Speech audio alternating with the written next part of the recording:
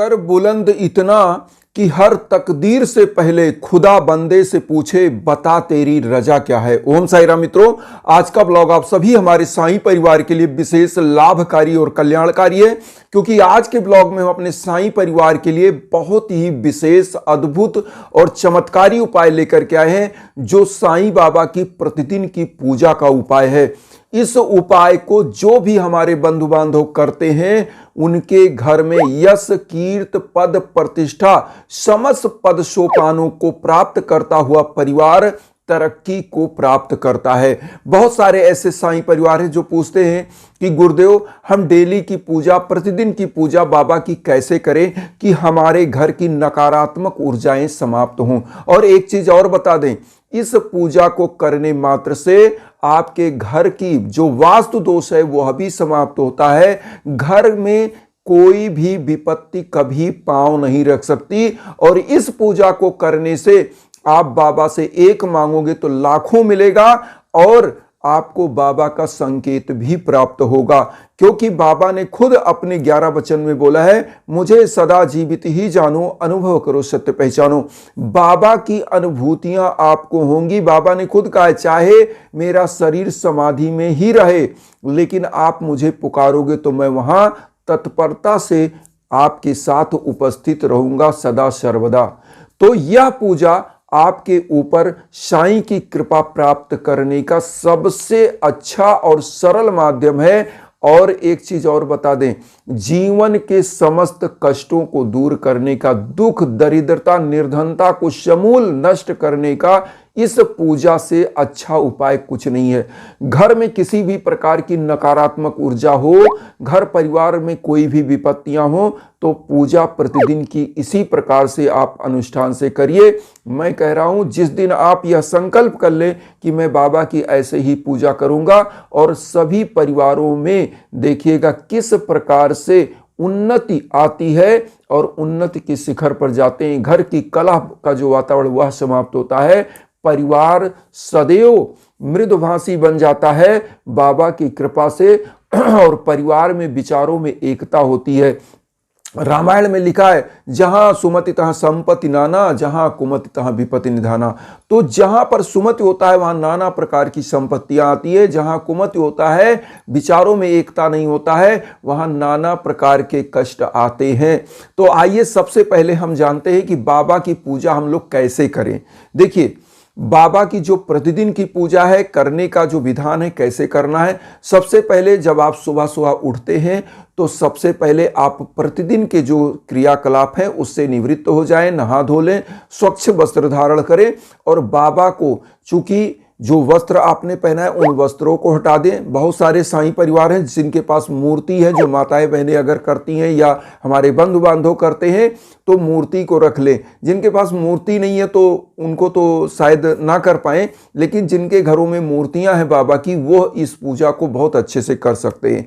आप भी चाहें तो जो है मार्बल की जो मूर्ति आती है बाबा की, वो ले लें और इस पूजा को करने का विधान आप समझ लें। देखिए, बाबा को पहले वस्त्र जो पहनाया वो वस्त्र हटा दें, पहले बाबा को प्रणाम करें, फिर हटाएं, बोलें कि बाबा मुझे अपना आशीर्वाद दीजिए और मैं आपके चरणों को धुलने के लिए तैयार हूं। उसके बाद क्या करें, बाबा के वस्त्र निकालें और बाबा को एक स्वच्छ साफ थाली में स्थापित करें। सबसे पहले थाली में कैसे रखें, थाली साफ स्वच्छ हो, थाली में स्वास्तिक का निशान बना लें पीले हल्दी से, स्वास्तिक का निशान बना लें पीले हल्दी से, फिर बाबा को उसमें स्थापित कर दें। स्थापित करने के बाद बाबा के लिए सबसे पहले आप थोड़ा सा दूध ले लें, दूध लेने के बाद थोड़ा सा जल ले लें, 1 लोटा जल, एक थोड़ा सा दूध, मतलब गिलास में, और उसके बाद थाली में बाबा को रखें। और आपको करना क्या है, पहले बाबा को जल से स्नान कराइए, बढ़िया से मल मल के, जैसे लगता है कि किसी छोटे से बालक को आप नहला रहे हैं, सच्ची श्रद्धा और सबरी के साथ ऐसे नहला दें। उसके बाद फिर आप क्या करें, दूध से स्नान कराएं, दूध से स्नान कराने के बाद फिर जल से स्नान कराएं। 3 बार स्नान कराने के बाद बाबा को थाली से बाहर निकाल के बढ़िया कपड़े से पोंछ के, फिर से उनको वस्त्र, मुकुट सब कुछ धारण करा के बाबा को पीले आसन पर स्थापित कर दें। अब यहां पर एक चीज और आपको बता दें, जब बाबा को आपने यह सब कर लिया, स्नान करा दिया, इस जल को बचा के एक तरफ रख दें और एक लोटा साफ स्वच्छ जल रखें। तो और बाबा को भोग लगाने के लिए मिश्री, किशमिश, ड्राई फ्रूट यह सब ले लें और बाबा को भोग लगाएं। प्रतिदिन की पूजा की बात मैं कर रहा हूं। भोग लगाएं और भोग लगाने के बाद आप क्या करें, एक घी का दीप या सरसों के तेल का दीप या तिल के तेल का दीप आप प्रज्वलित करें, लेकिन गुरुवार को घी का दीप ही प्रज्वलित करें। अब इसके बाद आप क्या करें कि जो है बाबा की जो भी डेली की पूजा है वह पूजा आराधना कर लें, जैसे साईं चालीसा, साईं बावनी, 11 वचन और बाबा की आरती। ये सब करने के बाद आपको करना क्या है मैं आपको बता दूं। ओम साई राम मंत्र का एक माला अगर जप कर सके तो करें, और जो आपने बाबा को भोग लगाया है वह चीज रख लें और लोटे का जल चारों तरफ छिड़क लें। चरणामृत के रूप में वह बन जाएगा। अब मैं आपको बता रहा हूं सबसे विशेष उपाय, ध्यान दीजिएगा। यहां जो बाबा को आपने नहलाया है जल, इसी को जल प्रसादम के रूप में आपने सुना होगा, जल प्रसादम यह बन गया। इसको चरणामृत के रूप में लोगों को पान करने के लिए आप दे सकते हैं अपने घर के। और जिन लोगों को ज्यादा बीमारियां लगी हों उनको अगर आप पान करने को देंगे तो उनकी बीमारी दूर होगी। जिनके दुर्भाग्य चल रहे हैं उनको देंगे, उनके सौभाग्य प्राप्त होंगे। और इस जल को पूरे घर में आम का पल्लो ले लें, डाल करके या एक पुष्प डाल के पूरे घर में छिड़क दें। मैं बता रहा हूं आपके घर का वास्तु दोष भी समाप्त हो जाएगा, आपके घर की नकारात्मक ऊर्जा समाप्त होगी और घर एक नई ऊर्जा से लबरेज हो जाएगा। और कभी आपके जीवन में जो घर में कलह की वातावरण है वह समाप्त हो जाएगा और जीवन में कभी भी दुख, दरिद्रता, निर्धनता 7 जन्मों तक नहीं आएगी। ये पूजा अगर प्रतिदिन आप ऐसे करें, बाबा को नहलाएं धुलाएं और उसके बाद क्या करें, बाबा को पीला चंदन जरूर लगाएं, हल्दी ले लें, थोड़ा सा अक्षत डाल के वही चंदन खुद को लगा लें। और लगाने के बाद आप क्या करें कि वो चंदन आप अपने घर के बच्चों को भी लगा दें। बाबा की ऊदी मिला करके चंदन लगाएं तो और ही दिव्य बन जाता है। तो ये आप करते रहें। और प्रसाद के रूप में एक चीज और बताएं, जो आप चरणामृत दे रहे हैं बाबा को, बाबा का चरणामृत पूरे परिवार को दे रहे हैं ना, जिस भी घर के लोग चरणामृत का पान करते हैं, बाबा का जो लोटे में जल है उसी का पान कराएं। और जो भोग दिया है सभी परिवार को भोग का जो है प्रसाद बांटे। मैं कह रहा हूं जो भी प्रथम आहार प्रभु के भोग का करता है उसको कभी कष्ट भोगना ही नहीं पड़ता है। एक चीज आप जान लें। और ये उपाय बहुत ही अद्भुत है, ये सभी लोग कर सकते हैं, कुछ नहीं करना। थोड़ा सा दूध घर में आता है साफ स्वच्छ, उसको रख लें, बिना गर्म किया हुआ दूध, ये भी ध्यान दीजिए। कच्चा दूध जो आता है उसको आप साफ निकाल लें। थोड़ा सा बाबा को नहलाने के लिए आपको 2 बार जल से 1 बार दूध से नहलाना है और एकदम साफ स्वच्छ वस्त्र धारण कराना है, पीला पुष्प अर्पित करना है। डेली की आरती, 11 वचन, साईं बावनी, साईं चालीसा जो आप करते हैं ये कर सकते हैं।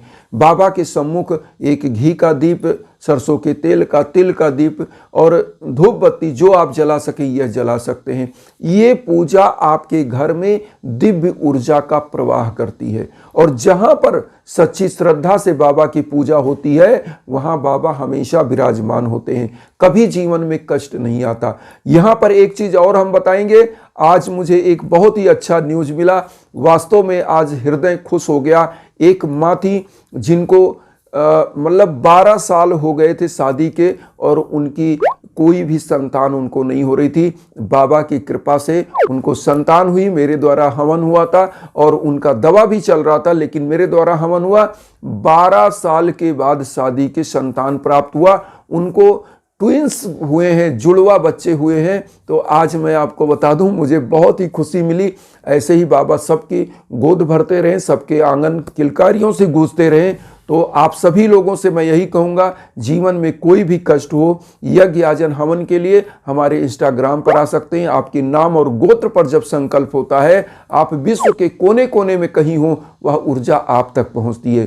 क्योंकि यज्ञ जो है ना, इसका वर्णन आपको यजुर्वेद में भी मिलेगा।